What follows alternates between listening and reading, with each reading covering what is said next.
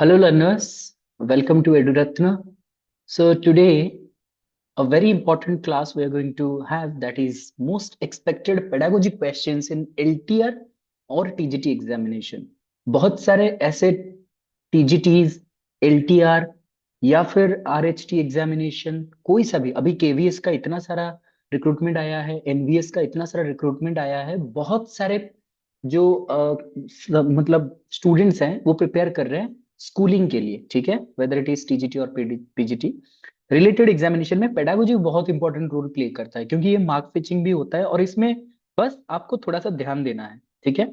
अगर आप बारीकी से करोगे तो आप मतलब 95% से भी एबव स्कोर कर सकते हो, कोई सा भी गलत आपका नहीं होगा अगर आप अच्छे से क्लास करते हो।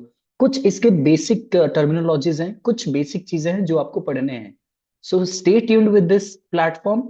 So I'm very much happy to announce that EduRatna is a platform dedicated, free platform basically. It is dedicated to all the learners. जो भी क्लासेस रहेंगे pedagogy related, TGT, PGT, LTR, even OES, सब कुछ examination इस पे prepare होगा, net का भी प्रिपरेशन होगा। तो जो want to join us they can freely join us on the Telegram link given in our channel, ठीक है। चैनल पे जाइए, टेलीग्राम लिंक मिल जाएगा and you can join our telegram channel as well as YouTube channel, search EduRatna and stay tuned. चलिए आगे बढ़ते हैं, स्टार्ट करेंगे हमारे पहले क्वेश्चन से। क्वेश्चंस को बारीकी से एनालाइज करेंगे, नहीं तो कुछ फायदा नहीं, ठीक है। स्टार्ट करेंगे।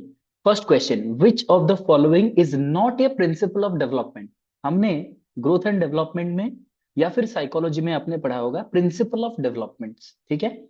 डेवलपमेंट यानी विकास, विकास के बहुत सारे नियम होते हैं, उसको प्रिंसिपल्स ऑफ डेवलपमेंट कहा जाता है। इनमें से कौन सा एक प्रिंसिपल ऑफ डेवलपमेंट नहीं है वो पूछा जा रहा है। First is maturation, second is continuity और continuous, third one is cephalocaudal and fourth one is integrated. इनमें से कौन सा प्रिंसिपल नहीं है? Yes, that is what I want, Pragya. Pragya is our older student, so she knows everything. Okay, so चलिए start करते हैं पहले क्वेश्चन से, इसको एनालाइज कीजिए। और एक इंपॉर्टेंट चीज यहाँ पे हमेशा याद रखिए, मैंने यहाँ पे बोल्ड लिखा है या फिर कैपिटल में लिखा है, आपको दिख रहा होगा, but in examination they will not highlight this point कि यहाँ पे नॉट को इंपॉर्टेंस देना है, ठीक है। वहां पे वो बस ऐसे ही लिख देंगे। आपको ढूंढना है क्या पूछा है, नॉट पूछा है या फिर कोई प्रिंसिपल के बारे में पूछ रहा है। तो नॉट अगर लिखा है तो यू हैव टू ओमिट, इसको देखना है। अब बताइए आंसर क्या होगा, कौन सा इनमें से विकास का एक प्रिंसिपल या नियम नहीं है? Maturation, continuous, cephalocaudal, integrated. बहुत इंपॉर्टेंट पॉइंट है, मैं समझाऊंगा इसका आंसर क्या ही होगा, ठीक है। बताइए।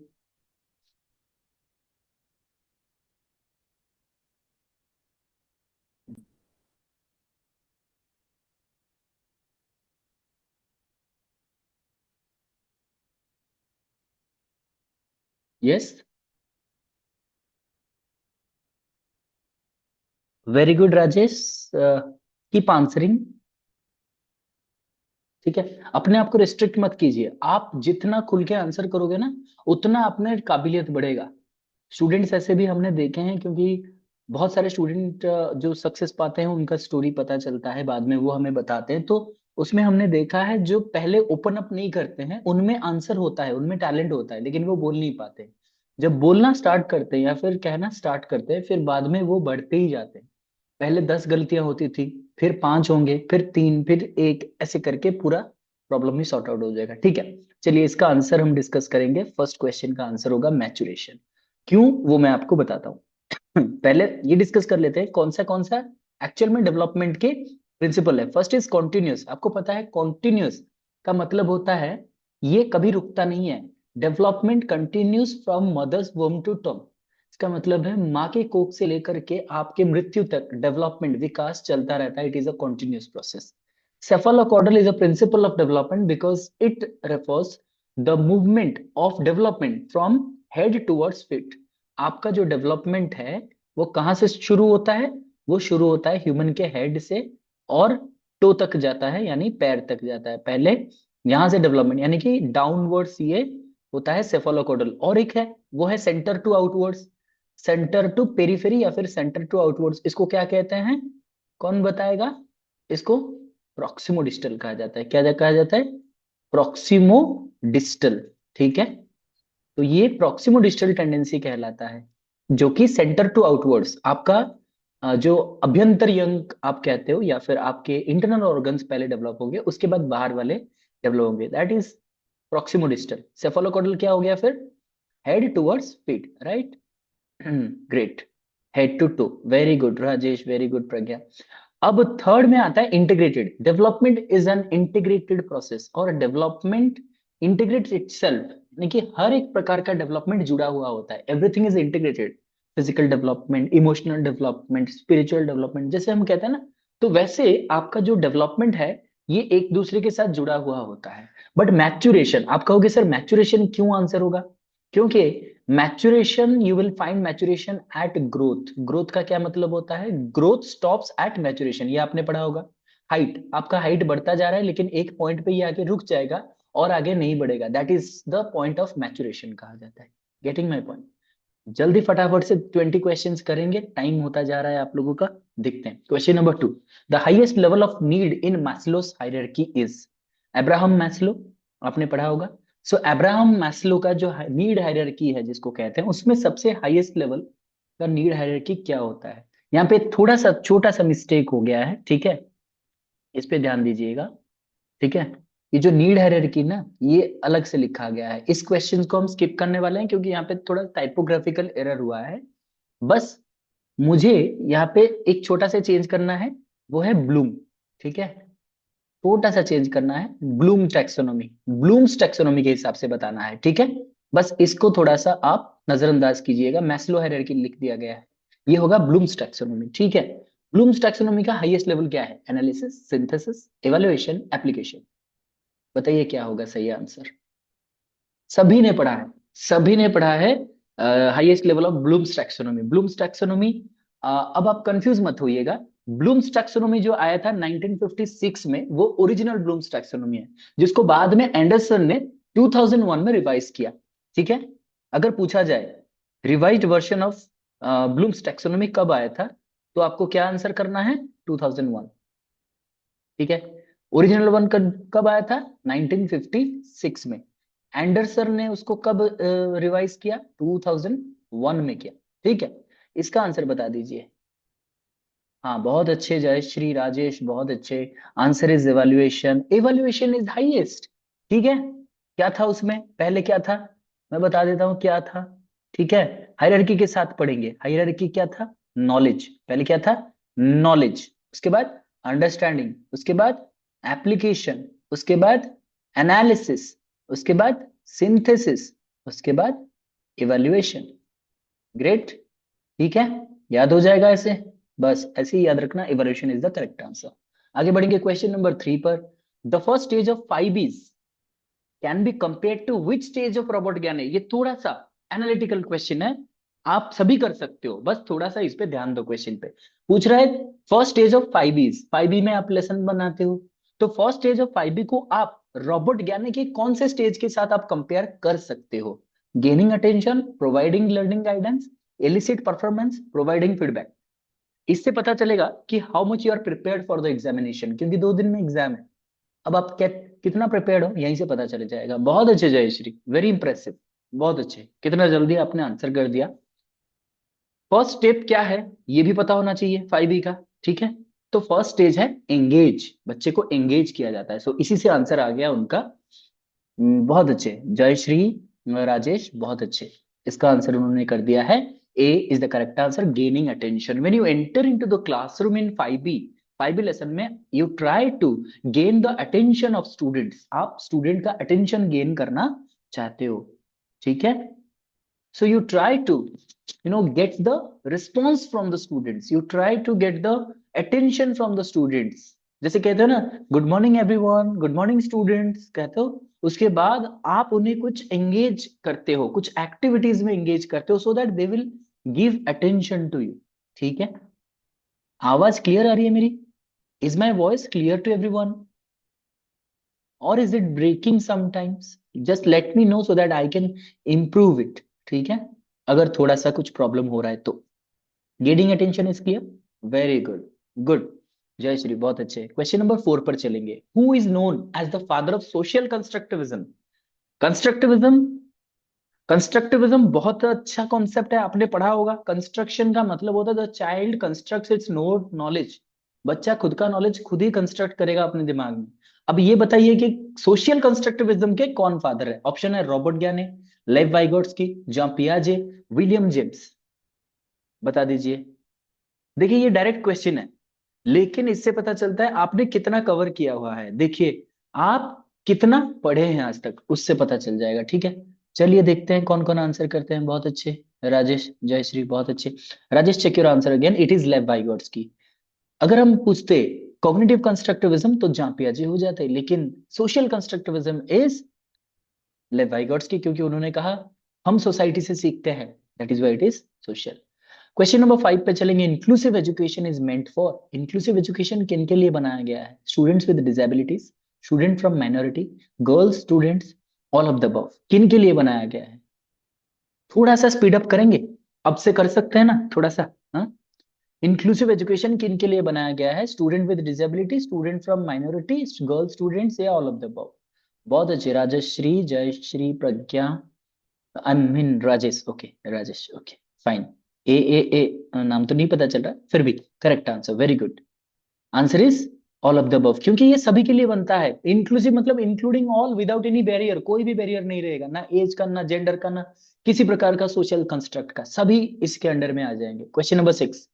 अ teacher develops a test for class 9 student of his her school. बहुत इंपॉर्टेंट क्वेश्चन है, अच्छे से सुनिए।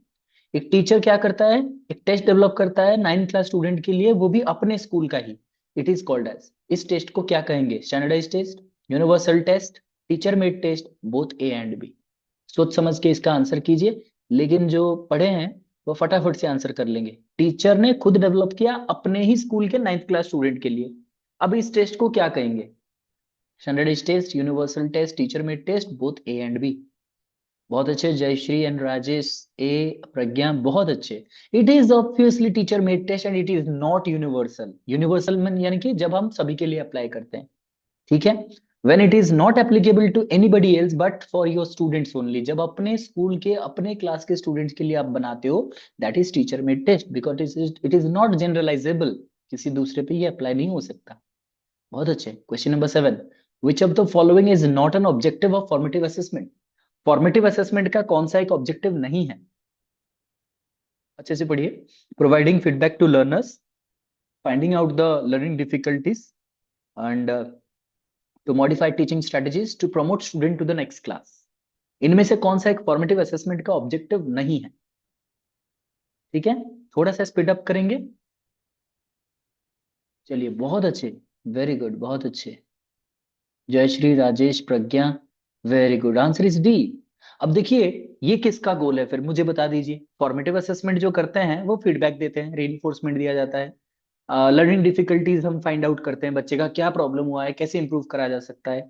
टीचिंग स्ट्रेटेजी, खुद टीचर भी अपने आप को सुधारने की कोशिश करता है। बहुत अच्छे जयश्री, वो कह रहे हैं कि जयश्री और राजेश कह रहे हैं कि जो promotion of student to the next class होता है वो समेटिव में होता है, तो वेरी मच 100% करेक्ट है। ठीक है, very good Pragya. To promote is to done, is to be done in summative. इसमें सर्टिफिकेशन या तो प्रमोशन होता है। क्लियर? आगे बढ़ेंगे। Question number 8। Which of the following is not an ideal practice of an inclusive classroom? एक inclusive classroom का कौन सा एक आइडियल प्रैक्टिस नहीं है?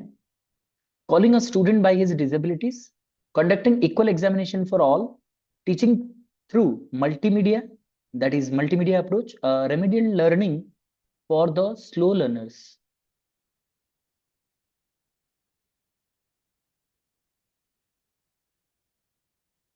यहाँ पे भी एक छोटा सा एरर हुआ है, छोटा सा एरर मैं बताऊंगा आप लोगों को, ठीक है। एक छोटा सा एरर है, वो मैं आप लोगों को बताऊंगा। यहाँ पे लास्ट वाले में आंसर होना था, बता दूंगा आपको, ठीक है, क्लैरिफाई कर दूंगा। आंसर होना था बोथ ए एंड बी, ठीक है, बोथ ए एंड बी होना था। कैसे? देखिए अच्छे से, आप भी मुझे ये बता सकते थे कि calling a student by his disability is not an ideal practice. Again, conducting equal examination for all, ये भी एक प्रकार का आइडियल प्रैक्टिस नहीं है, क्योंकि आप अगर एक ब्लाइंड स्टूडेंट है, एक डेफ स्टूडेंट है, और एक जिनको लैंग्वेज बैरियर है, उन सभी के लिए लैंग्वेज टेस्ट, वो भी रिटन अगर हम लिख दें, तो क्या सभी एक प्रकार का एग्जाम दे सकते हैं? नहीं दे सकते ना। तो that is why A and B will be the correct answers. ठीक है, एग्री हो या नहीं? या कुछ डाउट हो तो पूछ सकते हो। They are given more time, yes उन्हें तो। हाँ, ये तो मतलब आपने सही पकड़ा है कि उनके लिए 1 घंटे में 20 मिनट एक्स्ट्रा भी दिया जाता है, ताकि वो अपने पेपर कंप्लीट कर सके। वैसे मैं तो देखता, अगर मैं देखूं तो अगर ब्लाइंड है वो तो देख ही नहीं सकता ना, वो लिख ही नहीं सकता, वो अपना स्क्राइब लेके आएगा। ओके, दीपक कह रहे हैं कि वॉइस थोड़ा सा क्लियर नहीं है। चेक कीजिएगा अगर थोड़ा सा कुछ प्रॉब्लम हो रहा है तो। आई होप कि सब कुछ क्लियर चल रहा है, लेकिन वो कह रहे हैं तो शायद होगा, एक बार चेक कर लीजिए, ठीक है। यहाँ पे थोड़ा सा आगे पीछे हो गया है, चलिए देखते हैं। परख। परख जो है ना, एनईपी 2020 पढ़िएगा जरूर, इससे क्वेश्चन आएगा। परख स्टैंड्स फॉर, परख एक असेसमेंट सेंटर बनाया गया है। परख का फुल फॉर्म क्या है, पढ़ के मुझे बताइए इसमें से कौन सा सही आंसर है। परख स्टैंड्स फॉर, यस। जिनको सही आंसर पता है वो तो एक ही मतलब पलक झपकते ही वो पकड़ लेंगे कौन सा सही आंसर है। लेट अस सी देन। या फर्क स्टैंड फॉर। अगर वॉइस थोड़ा सा क्लियर नहीं है ना, तो आप एक काम कीजिएगा, देखिए क्वेश्चन और आंसर करते चलिए, ठीक है। आंसर करते चलिए इससे। Okay, very good, very good. Jayshree बहुत अच्छे, जयश्री इज अहेड, बहुत अच्छे राजेश, बहुत अच्छे। सो वेरी गुड दीपक, ए बहुत अच्छे। B is the correct answer. Performance assessment, review and analysis of knowledge for holistic development, याद रखिएगा। यहाँ पे परफॉर्मेंस असेसमेंट करा जाएगा, रिव्यू करा जाएगा, एनालिसिस ऑफ नॉलेज, नॉलेज को एनालाइज करा जाएगा for your holistic development, all round development, ठीक है। परख का ये फुल फॉर्म है, याद रखिएगा, एनईपी 2020 के द्वारा बनाया गया है नेशनल असेसमेंट के लिए, ठीक है। दैट परख का काम क्या है, मैं बस सिंपली आपको बता रहा हूँ। इसका काम है पूरे इंडिया में स्कूल एजुकेशन में जो भी असेसमेंट होता है, जैसे आप लोगों का स्कूल में होता है फॉर्मेटिव असेसमेंट, समेटिव असेसमेंट, ये सबको ओवरव्यू में ये रखेगा और ये स्टैंडर्ड सेट करेगा, कैसा एग्जाम होगा ये सब डिसाइड करेगा, ठीक है।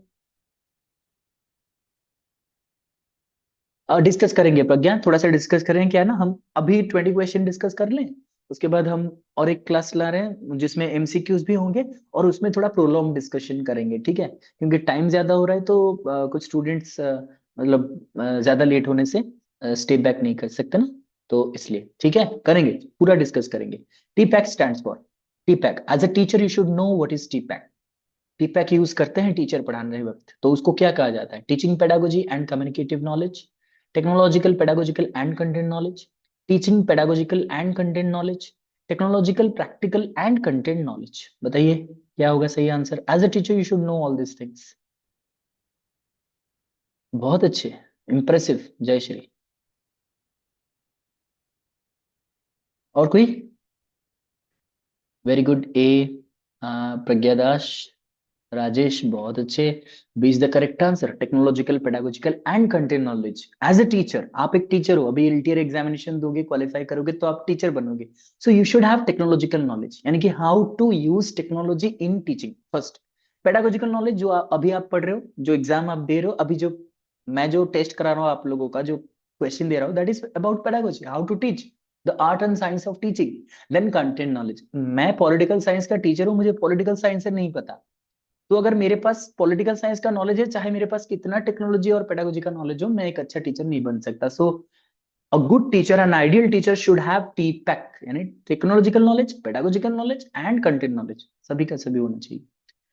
क्वेश्चन नंबर 11 पे चलेंगे। इलेक्ट्रल टेंडेंसी इज व्हेन, सेफालोकॉर्डल पढ़ लिया, प्रॉक्सिमो डिस्टल पढ़ लिया, अब ये भी पढ़े होंगे जरूर। किसमें आता है ये? सिगमंड फ्रॉइड, सिगमंड फ्रॉइड की थ्योरी में इलेक्ट्रल टेंडेंसी कब होता है? When boy is attached to women, boy is attached to mother, girl is attached to father, girl is attached to men। कब होता है ये इलेक्ट्रिक टेंडेंसी? और ये टेंडेंसी क्या होता है, इलेक्ट्रिक टेंडेंसी ही क्या होता है, बताइएगा। बहुत सिंपल सा क्वेश्चन है। हाँ, अभी लास्ट मोमेंट में हम डिस्कस कर रहे हैं, यानी कि फटाफट से रिस्पॉन्स आना है। हाँ, देखेंगे, बहुत अच्छा सीधा क्वेश्चन है, बहुत अच्छे जयश्री, राजेश, बहुत अच्छे, answer is very correct Deepak. So girl is attach to father, girls towards father, ठीक है। अगर बॉयज टुवर्ड्स मदर होता है, बता दीजिए मुझे कमेंट में फटाफट से। ये तो इलेक्ट्रा हो गया, वो क्या कहलाएंगे, क्या कहलाएंगे? प्रज्ञा, बहुत अच्छे, लेकिन मुझे बताइए बॉयज होता है, very good, Oedipus, very good, Oedipus tendency. और एक है, याद रखिएगा, वो है एरस एंड थैनाटोस। एरस का मतलब लाइफ इंस्टिंक्ट, थैनाटोस मतलब डेथ इंस्टिंक्ट, ये याद रखिएगा। वही सिगमंड फ्रॉइड ने ही कहा। क्वेश्चन नंबर 12, ईसीसी पढ़े हो, सीसी भी पढ़े हो, तो in CCE continuous and comprehensive valuation, comprehensive means, comprehensive का क्या मतलब होता है? Academic activities, games and sports, morning drill. यहाँ पे थोड़ा सा स्पेलिंग एरर है गाइस, ये थोड़ा सा टाइपोग्राफिकल एरर आज हो गया है, थोड़ा सा उसे मैनेज कीजिएगा, ठीक है। मॉर्निंग ड्रिल या ऑल ऑफ द अबव, क्या होगा बताइए? Academic activities, games and sports, morning drill, all of the above. CC में कॉम्प्रिहेंसिव का मतलब क्या है? बहुत अच्छे राजेश, बहुत अच्छे दीपक, जयश्री, अविनाश, बहुत अच्छे, keep answering. Pragya, very good. So answer is D. CC में दो चीजें होते हैं, एक होता है कॉन्टिन्यूअस, यानी कि कॉन्टिन्यूअस का मतलब होता है द कंटिन्यूटी और रिपीटेडनेस ऑफ इवैल्यूएशन और असेसमेंट। असेसमेंट ऐसा होगा, कॉन्टिन्यूअसली होगा, रेगुलरली होगा, रेगुलर इंटरवल में हो सकता है, राइट। तो आप बच्चे को रेगुलरली असेस करते हो, असेस का मतलब टेस्ट और इवैल्यूएशन नहीं, असेस का मतलब है you are trying to improve every time, ठीक है। और कॉम्प्रिहेंसिव का मतलब है, comprehensive is divided into scholastic as well as coscholastic, ठीक है। Yes, yes, Avinash. I have already got some queries as well as requests from the students to discuss about English pedagogy, right? English pedagogy का question हम लाएंगे, ठीक है। अब मतलब कल या फिर परसों, कल नहीं तो परसों जरूर लाएंगे, ठीक है। English pedagogy, rightly said, okay.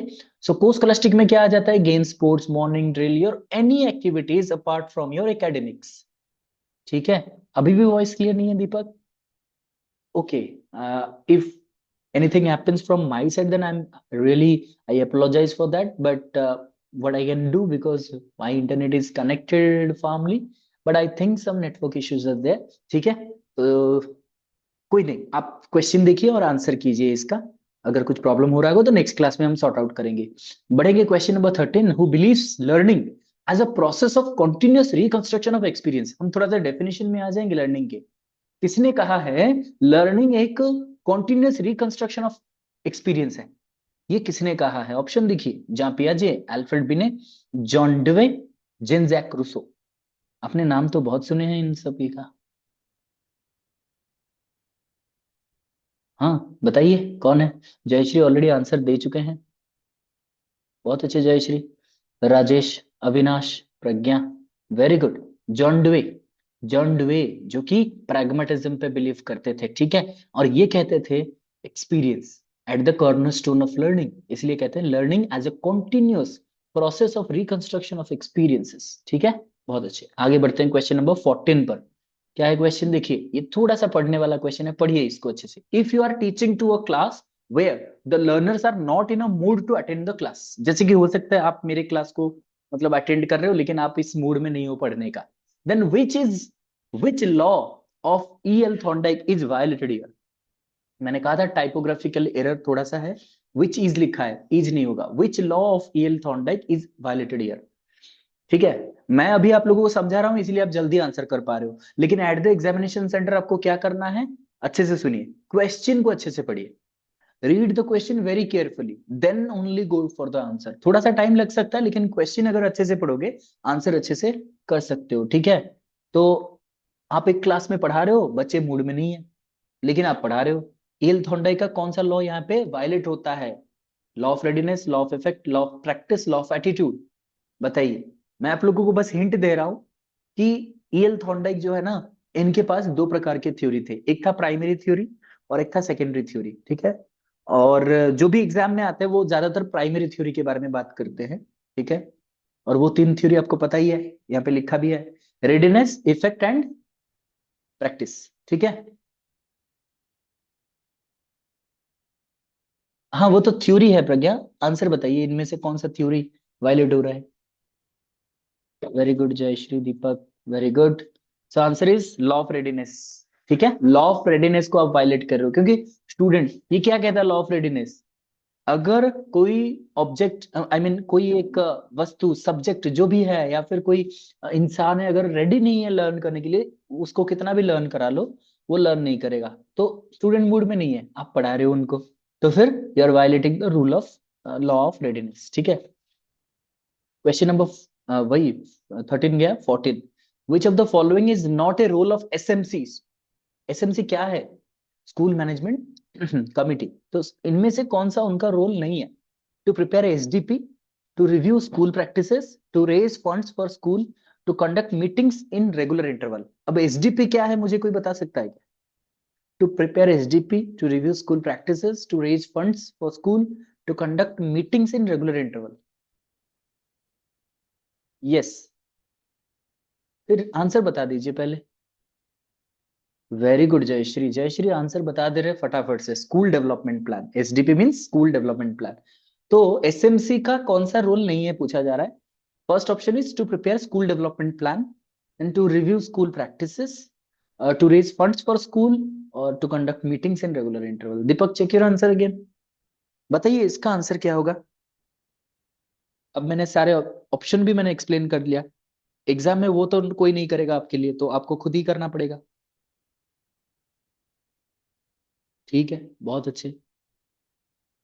हाँ, तो ज्यादातर अभी आंसर सी आ रहे हैं, तो definitely C will be the correct answer. पहले से ही पता चल जाता है सी आंसर होगा, क्योंकि मान लीजिए जैसे कि फॉर एग्जांपल मुझे नहीं पता एचडीपी क्या है, से फॉर एग्जांपल मुझे नहीं पता एग्जाम में एचडीपी क्या है, तो मैं ऑप्शन तो पढ़ लूं। To review school practices, to raise funds for school, to conduct meeting in regular interval. अब सोच के देखिए, स्कूल मैनेजमेंट कमिटी में पेरेंट्स होते हैं, पेरेंट्स क्या जाएंगे बाहर स्कूल के लिए फंड लाने के लिए, भैया हमें पैसे दे दो हम स्कूल चलाएंगे, नहीं ना। तो वो नहीं करेंगे, एसएमसी ये नहीं करता। ठीक है, आगे बढ़ते हैं, क्वेश्चन नंबर 15।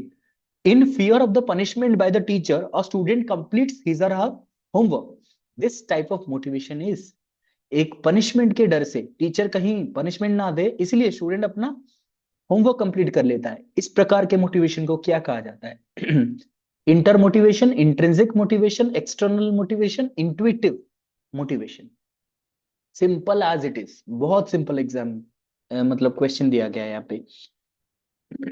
आई होप सभी जल्दी से आंसर कर देंगे। देखिए जयश्री यहाँ पे, हाँ फर्क है, फर्क है बताऊंगा, लेकिन अभी ठीक है चलिए, बहुत अच्छे। अच्छा, यहाँ पे आंसर सी है, लेकिन मैंने जब कहा था अभी, ये थोड़ा सा टेक्निकली यहाँ पे अभी बहुत सारा प्रॉब्लम चल रहा है मतलब सिस्टम में ही। तो external will be correct, but यहाँ पे इंट्रिंसिक आपको शो कर रहा है, but right answer is external motivation, जिसको एक्सट्रिंसिक भी कहा जाता है। ठीक है, एक्सट्रिंसिक भी कहा जाता है। इंटर का क्या होता है? इंटर का मतलब होता है 1 और 2 के बीच में।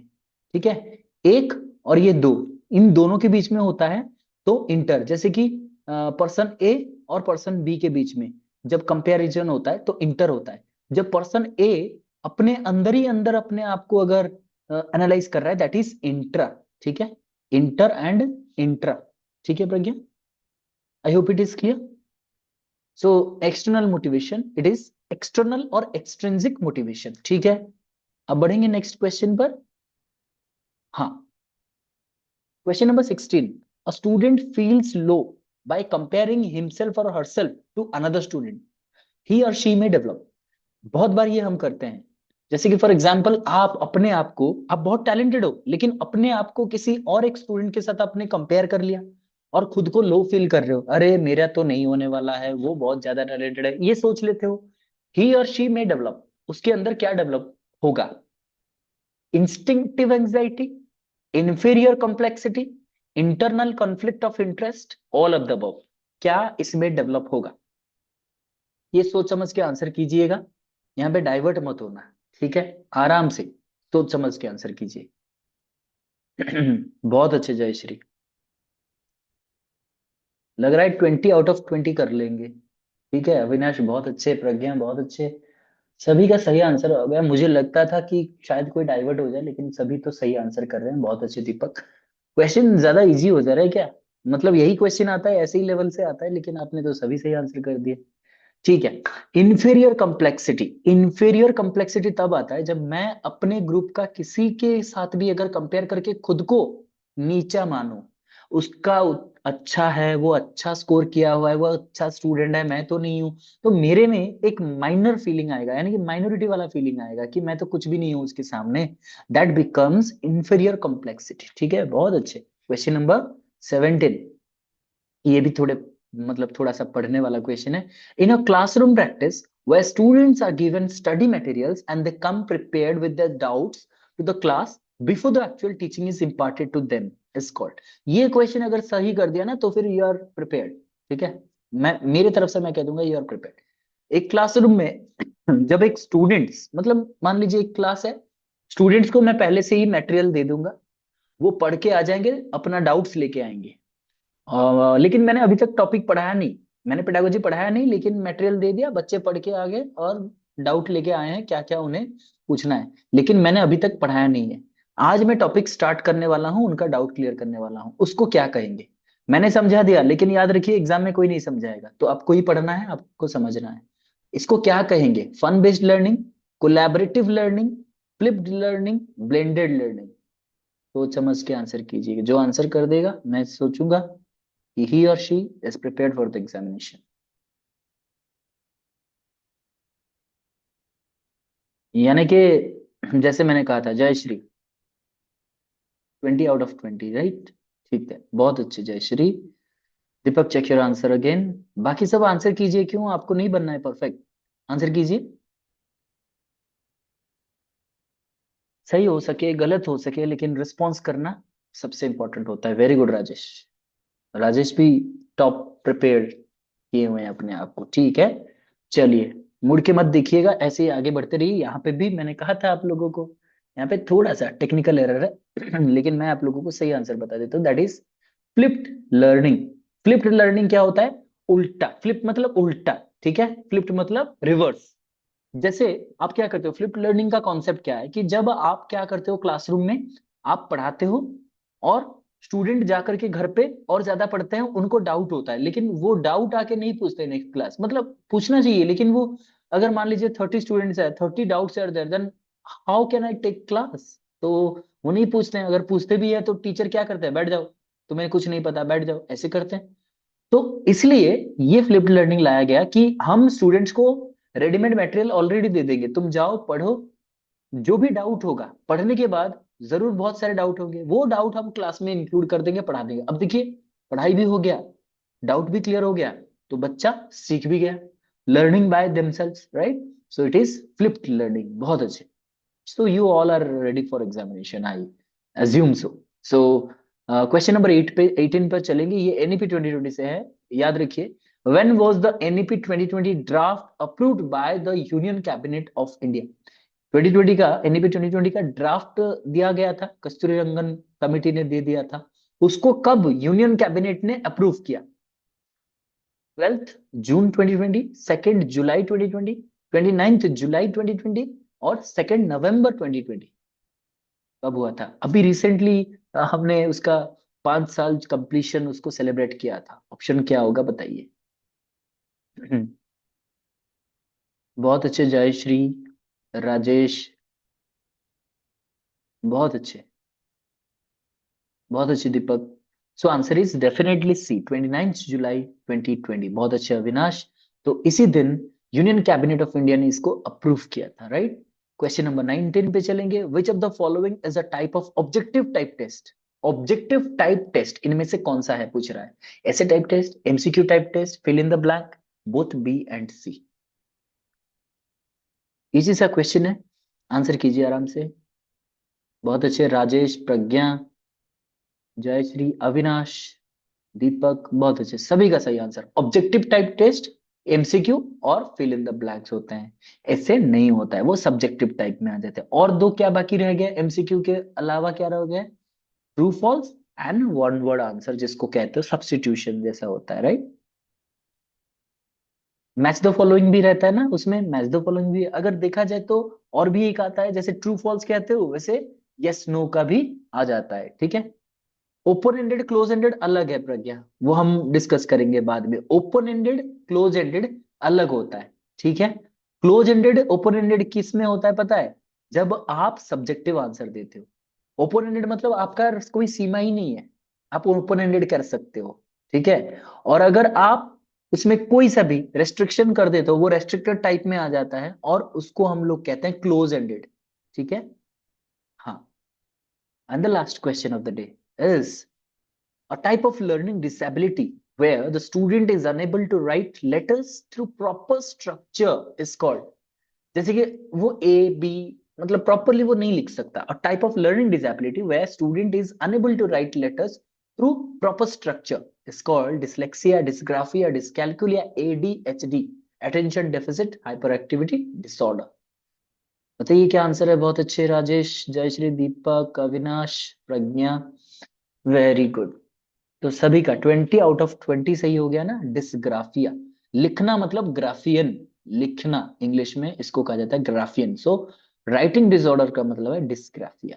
सो I hope it is clear to everyone. Thank you for watching this channel. join us for free classes as well as free discussions with us। तो अच्छे से प्रिपेयर कीजिए, डाउट जो होगा वो लिख के रखिए। At the end of class हम आपको डाउट्स पूछेंगे। जब थोड़ा सा जल्दी, आज तो वैसे लेट हो गया, तो जब हमारा जल्दी क्लास हो जाएगा कल, तो कल आप पूछ सकते हो डाउट, उस पर हम डिस्कस भी कर सकते हैं सम ऑफ द पॉइंट्स, ठीक है। So thank you all, do join us.